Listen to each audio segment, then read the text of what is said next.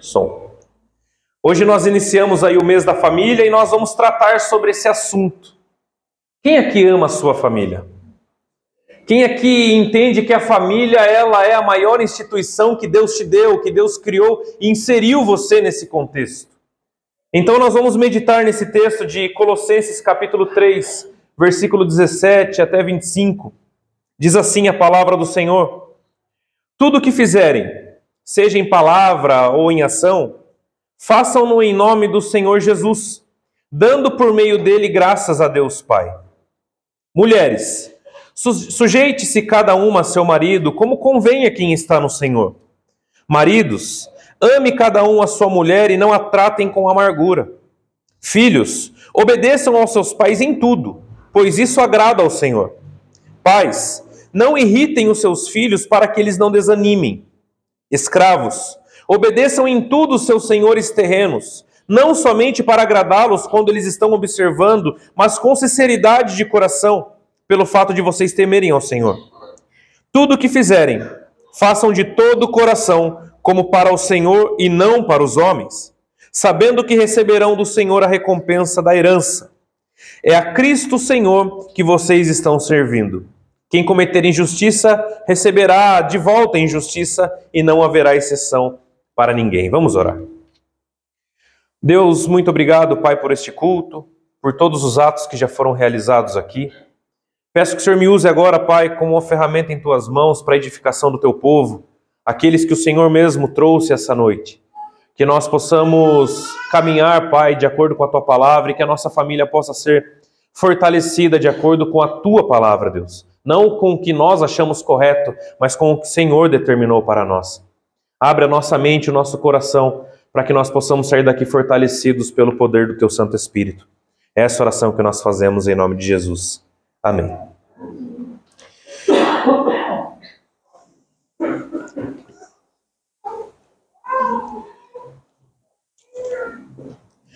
Irmãos, eu falei na oração uma coisa e é a mais pura realidade. Hoje em dia o padrão de família está bem diferente do padrão de família que o próprio Deus estabeleceu desde a criação do mundo. Hoje em dia o padrão familiar ele não se encaixa mais nos padrões bíblicos. E as pessoas vivem como se isso fosse normal, como se a família fosse composta por qualquer integrante de qualquer forma e de qualquer jeito. Mas nós temos que entender que a família, ela foi a primeira instituição que Deus criou. E Deus ele instituiu um padrão para essa família. E hoje nós vamos falar um pouco sobre este padrão familiar. E como uma família ela deve estar fortalecida em Cristo e tão somente em Cristo. Porque uma família que não está fundamentada na rocha, logo ela cairá, porque os ventos e as tempestades, a Bíblia diz, chegam para todos. Portanto, se a nossa família ou a nossa vida não está firmada em Cristo, que é a nossa rocha forte ou a nossa fortaleza, uma hora ou outra a nossa família não resistirá e infelizmente nós vemos que o índice de famílias destruídas nos dias de hoje é muito. Chega a ser assustador. O número de divórcios, enfim, o número de famílias destruídas hoje em dia é assustador, mas o mundo trata isso como normal, mas para nós isso jamais deve ser normalizado. Paulo escreve esse texto provavelmente no ano 60 da era cristã, e Paulo escreve para os irmãos em Colossos. Colossos era uma igreja fundamentada ou formada, a sua grande maioria, por novos convertidos. Pessoas que saíram do mundo e vieram para a casa de Deus e se converteram a Jesus Cristo. E Paulo ele escreve muitas coisas acerca da vida prática da igreja, para instruir esses irmãos de como eles deveriam viver. Paulo estava orientando esses irmãos porque, como eles eram novos na fé, eles estavam adotando algumas práticas esquisitas no meio da igreja.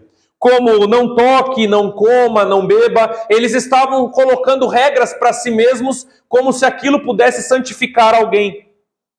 Então Paulo ele começa a falar também sobre os valores familiares, pois as famílias daqueles dias, naquele contexto de Colossos, estavam sofrendo, como nos dias de hoje, uma inversão de valores. E os irmãos recém-convertidos não sabiam como lidar com aquilo, não sabiam como tratar aquilo segundo agora a visão cristã e não mais a visão do mundo. Então Paulo no versículo 17, acompanhem comigo, ele diz assim: tudo o que fizerem, seja em palavra, seja em ação, façam em nome do Senhor Jesus, dando por meio dele graças a Deus Pai. A primeira coisa que nós temos que entender aqui nesse texto, antes de nós entrarmos para falar sobre o papel das mulheres, o papel dos homens, o papel dos filhos, até o papel dos empregados, nós vamos ter que entender o seguinte, que esse texto não trata de individualidade. Esse texto não trata de individualismo, ele trata de comunidade, pensar no bem de todos, no bem em comum. Esse texto ele fala sobre isso. E ele começa dizendo, tudo o que vocês fizerem, tudo, boa parte ou tudo? Tudo o que vocês fizerem, seja em palavra ou em ação, façam dando graças a Deus Pai. Agir para o bem de todos é não se prender nas nossas próprias vontades. Agir para o bem de todos é entender que nós temos que fazer tudo, porque Deus assim deseja e nós temos que fazer para glorificar o nome de Deus. Como estamos vivendo em nossa casa? Antes de nós entrarmos a falar de cada elemento da família, como nós temos sido? Talvez você é pai, talvez você é mãe, talvez você é filho, talvez você é irmão. Você tem o seu papel dentro do seu lar, dentro da sua casa. Como você tem vivido dentro da sua casa? Você tem vivido, como Paulo diz no versículo 17, para o bem de todos, ou você tem olhado apenas para os seus interesses pessoais? Porque família não é individualidade. Família não é um por si e Deus por todos, como tem um jargão popular aí fora. Embora Deus seja por todos, em todos os momentos, nós temos o nosso papel e temos que olhar em conjunto como a coletividade vai se sair bem. E não apenas como eu quero, como eu desejo, porque eu tenho os meus objetivos, porque eu tenho os meus compromissos, mas eu tenho que olhar quando eu estou falando de família, como bem de todos. Esse mesmo princípio que Paulo fala em Colossos, ele aplica isso em Corinto. Porque nós também somos a família de Deus, nós nos chamamos de irmãos, porque nós temos o mesmo Pai. Então, Paulo sempre preza pela coletividade, nunca pela individualidade. E é isso que nós vamos falar essa noite. No versículo 18, acompanhe comigo. Mulheres, sujeite-se cada uma ao seu marido, como convém a quem está no Senhor. Então, Paulo ele começa pela mulher. Ele começa falando da figura feminina dentro da casa. E Paulo começa orientando as mulheres e diz para que elas sejam submissas aos seus maridos. Essa palavra hoje em dia parece até uma ofensa, dependendo do contexto, não é? Hoje em dia, dependendo de como ela é falada e como ela é colocada, isso parece até uma ofensa para as mulheres. Mas uma coisa nós temos que entender, que a palavra submissão no grego, ela tem o sentido ou significado, é uma atitude voluntária de ceder, cooperar e ajudar a carregar uma carga. Ser submissa ao marido não é ser escrava do marido, ser empregada do marido ou ser uma pessoa manipulável. Não é isso. É que os dias em que nós vivemos dão um contexto totalmente diferente e um sentido para essa palavra que ela não existe. Submissão significa a mulher entender o propósito da família e ajudar o marido a levar uma carga. É a questão de coletividade, vocês entendem? É coletividade. Ela foi criada para ser auxiliadora do homem e por isso, auxiliando o homem que é o cabeça do lar, ela o ajuda a carregar uma carga. Isso é ser submissa ao seu marido. Hoje em dia, infelizmente, nós temos um movimento chamado feminista, as feministas, não é? Que a cada dia ganham mais engajamento, falando sobre o empoderamento da mulher, falando que a mulher ela não deve mais obedecer a determinados padrões arcaicos, antigos, porque isso não convém mais para os nossos dias. E infelizmente essas ideias vêm entrando dentro das famílias e bagunçando muita ordem familiar que o próprio Deus instituiu. A mulher tentando fazer o papel do homem, o homem se submetendo à mulher. Mas a palavra de Deus diz que Deus ele criou uma forma, um padrão de família. Ele criou Adão e ele criou Eva e não estamos falando aqui de valores.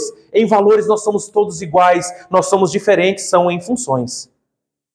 Para Deus, o homem e a mulher têm o mesmo valor, pois Deus ama ambos.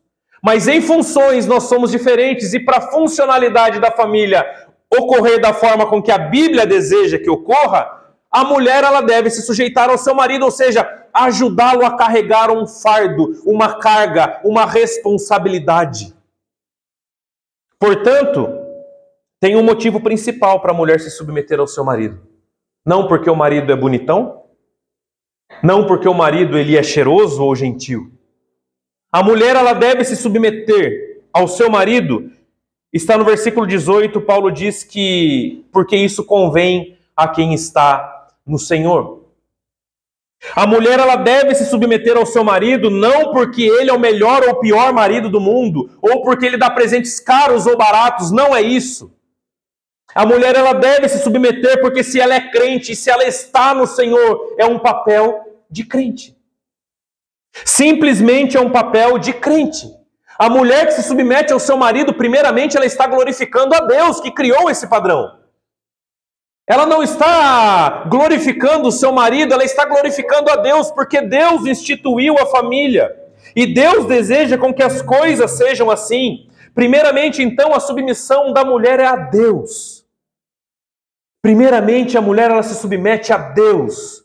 Porque uma mulher que não se submete ao seu marido, ela não pode se submeter a Deus. Porque ela está descumprindo uma ordem que quem criou? Deus. Portanto, uma coisa está ligada à outra, porém eu tenho que dizer uma coisa. Submissão tem limite. Submissão tem limite. A mulher só tem o dever perante a Bíblia de se submeter ao seu marido, desde que o marido não a leve a caminhos que desagradem ao Senhor. A partir do momento que o marido começar a levar a família a caminhos que desagradam ao Senhor, ela não precisa carregar esse fardo até um caminho que desagrada ao Senhor, porque se ela tem que glorificar primeiramente a Deus, é a Deus a maior fidelidade da esposa e não ao seu marido. Então a mulher ela tem esse propósito. Em Provérbios 14 diz: a mulher sábia edifica a sua casa, mas com as próprias mãos a insensata a derruba. Ou seja, a mulher que não se submete ao seu marido e age como uma insensata, não apenas ela está desagradando a Deus, como ela está contribuindo para que o seu lar desabe, para que ela derrube o seu próprio lar, a sua própria família. Vocês entendem quão trágico é quando nós invertemos o padrão que Deus criou? Vocês entendem quão nocivo é para a nossa vida e para a nossa família quando nós fugimos dos padrões que o próprio Deus criou e agimos da forma com que nós achamos que devemos agir, segundo as nossas vontades e as nossas justiças próprias? O texto diz que a mulher sábia, ela edifica a sua casa, mas a insensata ou a tola, com as suas próprias mãos, derruba a sua casa. Você, mulher, hoje, você se encaixaria em qual parte aqui? Você se encaixaria na parte da mulher que procura fazer tudo para edificar o seu lar? Ou você muitas vezes contribui para que a sua casa chacoalhe e forte? Em qual você se encaixa? Se você não se submete ao seu marido, você não se submete a Deus. E se você não se submete a Deus, você acaba levando a sua casa para um caminho obscuro e que não está nos caminhos do Senhor. Portanto, lembre-se, não olhe para o seu marido e diga: ele não merece que eu me submeta a ele. Você não faz as coisas para o seu marido, você faz primeiramente a Deus. Porque foi ele que te deu essa ordem, por mais difícil que seja. E daqui a pouco vai chegar a parte dos maridos e vocês vão cutucar aí do lado e falar: agora é sua vez. Não é? Mas Deus estabeleceu um padrão. E para nós que temos o temor de Deus, esse padrão ele deve ser o suficiente, porque está na palavra de Deus.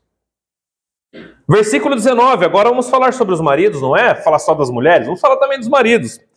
Versículo 19, Paulo continua e diz assim: maridos, ame cada um a sua mulher e não a tratem com amargura. Ame cada um a sua mulher e não a trate com amargura. O Pedro lê um texto de Efésios onde Paulo diz ainda mais: ame a sua mulher como Cristo amou a igreja. Isso é extremamente sério.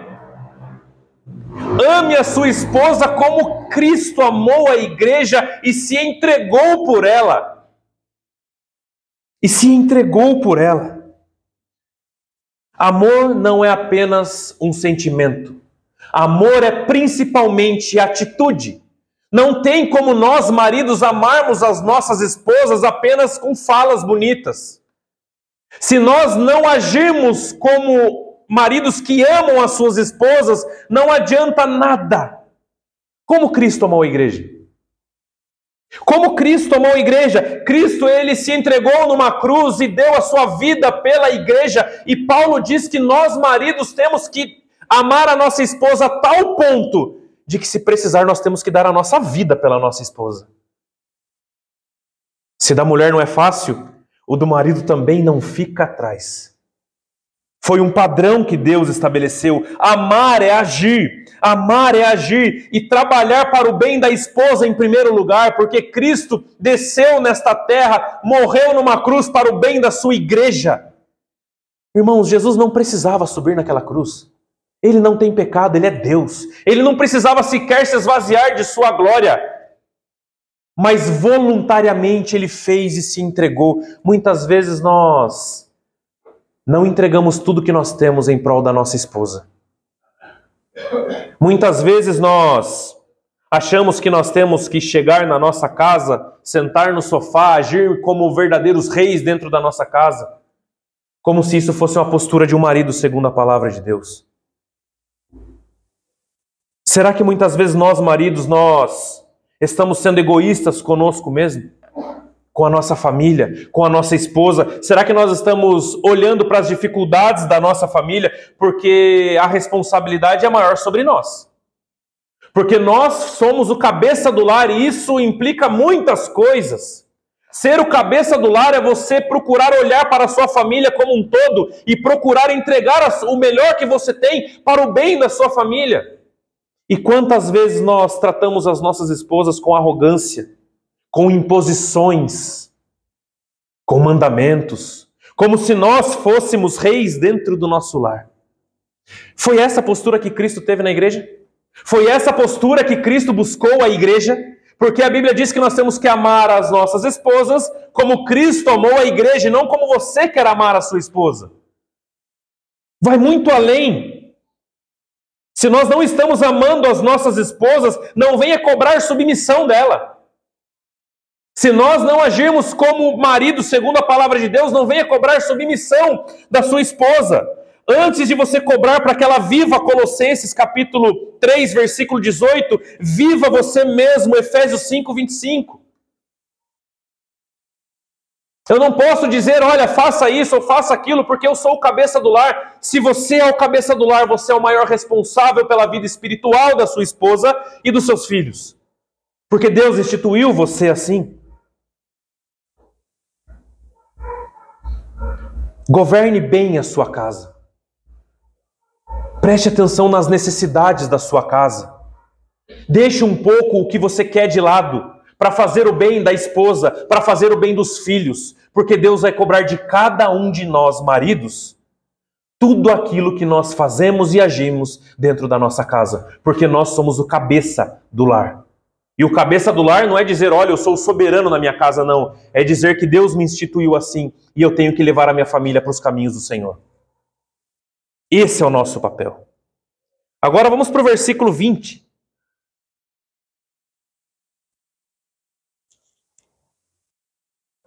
Filhos, obedeçam aos seus pais em tudo, pois isso agrada o Senhor. Agora Paulo fala sobre os filhos, que são os frutos do relacionamento conjugal. Os filhos dos casais. E Paulo ele começa a dizer, olha filhos, obedeçam os seus pais em quase tudo. Obedeçam os seus pais em boa parte, é isso? Obedeçam os seus pais em tudo. Em tudo, porque isso agrada ao Senhor. Deixa eu falar, eu também sou filho.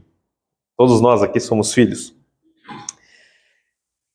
A Bíblia não está falando para você concordar com o seu pai ou com a sua mãe. A Bíblia está dizendo para você obedecer.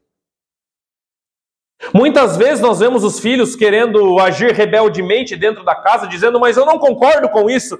A Bíblia manda você concordar ou obedecer? A Bíblia manda você concordar ou obedecer? Obedecer. Porque isso agrada ao Senhor. Então, mesmo que você não concorde com a visão do seu pai e da sua mãe, o azar é seu. A Bíblia manda você obedecer.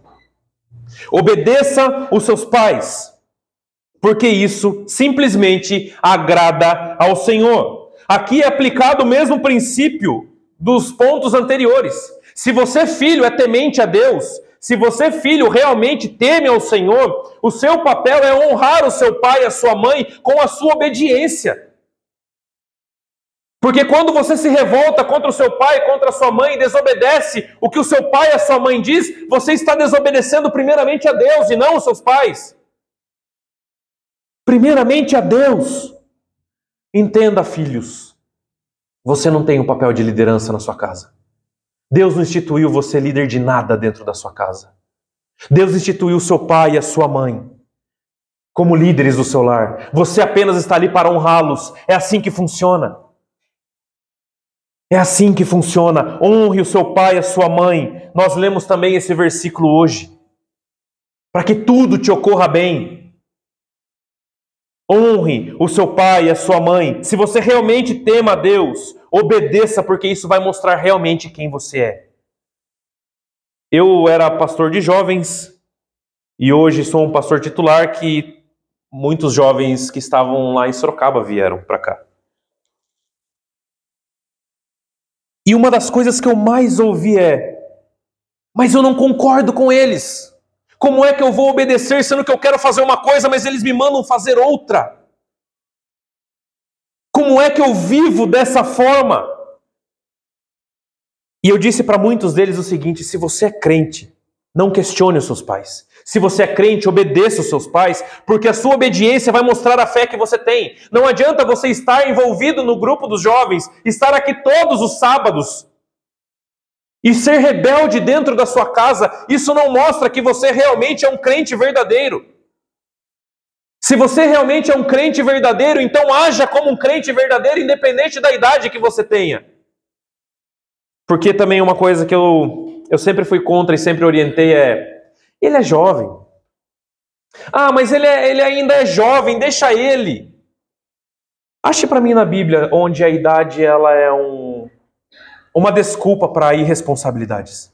Ache para mim na Bíblia onde a idade ela é uma desculpa ou um aval para viver uma vida rebelde e desobediente a Deus. Nós vemos tantos jovens na Bíblia que foram usados por Deus, ou seja, a sua idade não é uma desculpa para você viver do jeito que você quer. Porque se você crê em Deus e professa a fé em Cristo, você deve caminhar segundo os preceitos do Senhor. É lógico que pela idade você vai errar mais? Vai errar mais. Faz parte do amadurecimento. Mas isso não pode servir de sinal verde para eu pecar. Isso não pode servir de sinal verde para eu desobedecer os meus pais e ainda achar que eu estou certo. Honre os seus pais. Não viva desagradando a Deus. Versículo 21. Agora Paulo vai falar sobre pais, né? Pais, não irritem os seus filhos para que eles não desanimem. Mas em que sentido? Paulo também fala isso em Efésios, então é algo que Paulo realmente tinha como uma doutrina, como um princípio. Olha, pais, não irritem os seus filhos para que eles não desanimem. Mas como assim eu vou irritar os meus filhos? Será que eu irrito os meus filhos com uma brincadeirinha que muitas vezes ele fica irritado? Não é isso que Paulo está dizendo. Como nós irritamos os nossos filhos? Principalmente os pais irritam seus filhos quando eles falam para fazer algo e não dão um exemplo. A maior forma de você irritar o seu filho é quando você fala para fazer, mas não faz. A maior forma de você irritar o seu filho é você dizer: olha, faça o que eu digo, mas não faça o que eu faço. Isso é um péssimo exemplo. Isso é um péssimo exemplo. Cristo nunca agiu dessa forma. Cristo disse para nós sermos humildes, lavou os pés dos seus discípulos. Cristo disse para nós sermos servos uns dos outros e ele foi servo enquanto esteve aqui. Cristo sempre deu o exemplo. E nós, pais, muitas vezes nós estamos falando e cuspindo regras dentro da nossa casa, mas nós mesmos não temos moral nenhuma para falar sobre aquilo, porque nós não cumprimos essas regras que nós mesmos colocamos. Isso é irritar os seus filhos, e com isso eles desanimam. Não é isso que Paulo diz? Não irritem os seus filhos para que não aconteça algo, para que eles não desanimem. Ou seja, se nós também estamos falando para os nossos filhos honrarem a nós também temos que ser coerentes dentro da nossa casa. Nós também temos que dar o exemplo. Muitas vezes, no mundo em que nós vivemos, nós corremos para cima e para baixo. Nós temos os nossos compromissos aqui, ali, acolá, e vai e vem. E muitas vezes nós não temos tempo mais para os nossos filhos. Qual foi a última vez que você teve tempo para o seu filho? Qual foi a última vez que você sentou com ele e perguntou como foi o dia dele, como foi a escola, ou o que ele está passando, o que ele está sentindo? Qual foi a última vez que nós, pais, fizemos isso dentro da nossa casa? Será que nós temos tempo de qualidade para os nossos filhos? Ou simplesmente nós, assim como os maridos, nos colocamos como autoridade máxima e simplesmente vivemos do jeito que nós queremos, do jeito que nós achamos certo viver, mas a gente fala para o nosso filho fazer diferente. Os filhos vão copiar muito mais as suas atitudes do que aquilo que você fala, isso você pode ter certeza. Tem uma ilustração, e eu vou repetir essa ilustração mais algumas vezes neste mês, que diz assim, que certa vez um menino ele estava querendo um tempo com o seu pai, uma criança estava querendo brincar com o seu pai, e todo dia ele, pai, vamos brincar e vamos brincar. E o pai sempre dizia a mesma frase, a hora que eu tiver um tempo eu brinco com você. A hora que eu tiver um tempo eu brinco com você, porque eu estou muito ocupado, eu trabalho o dia todo, quando eu tiver um tempo eu brinco com você. Então o menino ele passou em frente ao escritório do pai e ouviu o pai dizer no telefone quanto ele ganhava por hora no trabalho. Então o menino foi, pegou o seu cofrinho e chegou para o pai e disse, está aqui pai, eu quero pagar 1 hora do seu dia para você brincar comigo. Será que nós chegamos a esse ponto dos nossos filhos terem que implorar a nossa atenção? Porque nós estamos mais preocupados com o que nós queremos fazer, com os nossos afazeres, com o nosso trabalho, do que com um tempo de qualidade com os nossos filhos? Será que nós chegamos a um ponto em que nós já não olhamos mais para as necessidades do nosso próprio filho ou filha? Como nós temos sido como pais? Vocês entendem que aqui há uma coletividade? O marido não pode cobrar a mulher de ser submissa se ele não amá-la. Nós não podemos cobrar o nosso filho de se submeter a nós ou de honrar a nós se nós não agirmos da forma com que nós temos que agir. Você entende que uma coisa está ligada à outra porque a família é um conjunto? Cada um precisa fazer a sua parte. Cada um precisa fazer a sua parte. Você sabe o que o seu filho enfrenta na escola? No trabalho? Você sabe o que o seu filho sente muitas vezes? Você sabe qual medo o seu filho tem? Você conhece o seu filho? Ou o seu filho ele tem medo de falar algo para você porque a primeira coisa que você vai fazer é puxar a orelha dele? Como nós temos agido como pai? Será que nós só cobramos e cobramos e cobramos resultado, mas nós não damos suporte para o desenvolvimento dos nossos filhos? Ser pai e mãe não é só colocar comida dentro de casa. Ser pai e mãe é principalmente instruir o seu filho no caminho que deve andar, e isso gasta tempo. Tempo de qualidade. Se nós não temos tempo de qualidade para os nossos filhos, nós não estamos fazendo o principal, que é ensinar o caminho que ele deve andar. Não terceirize a educação do seu filho. Igreja não tem obrigação de criar o filho de ninguém. Igreja não tem a obrigação de ensinar o evangelho para o filho de ninguém. Essa obrigação é primeiro dentro do lar. A Bíblia diz que nós devemos instruir os nossos filhos no caminho que deve andar. Os irmãos já viram que nós apresentamos algumas crianças aqui de vez em quando. E a apresentação não é dizer, olha, agora o seu filho vai aprender o evangelho porque a igreja vai ensinar o evangelho para o seu filho. A igreja está aqui para dar suporte a você e à família para que essa criança cresça nos caminhos do Senhor. Mas a responsabilidade de educar os filhos perante a palavra de Deus são dos pais. E muitas vezes nós vemos os pais terceirizando isso para os outros, para a avó, para avô. Mas é nossa responsabilidade, e um dia Deus vai mostrar se o nosso trabalho foi bem feito ou não foi bem feito. Por isso que eu perguntei no começo aqui, você ama a sua família? Você ama a sua família porque amar a nossa família exige tempo, exige esforço, exige atenção, exige carinho, exige paciência. E todos nós falhamos em muitos quesitos, é verdade, mas esse mês Deus está nos instruindo como sermos pais melhores, mães melhores, maridos e esposas, filhos melhores. Eu tenho certeza que essa palavra está falando com todos aqui, inclusive comigo. Qual vai ser a minha atitude dentro da minha casa a partir de agora? Qual vai ser a atitude que eu terei ao sair daqui? Continuando, versículo 22 ao 25. Escravos, obedeçam em tudo aos seus senhores terrenos e não somente para agradá-los quando eles estão observando, mas com sinceridade de coração pelo fato de vocês temerem ao Senhor.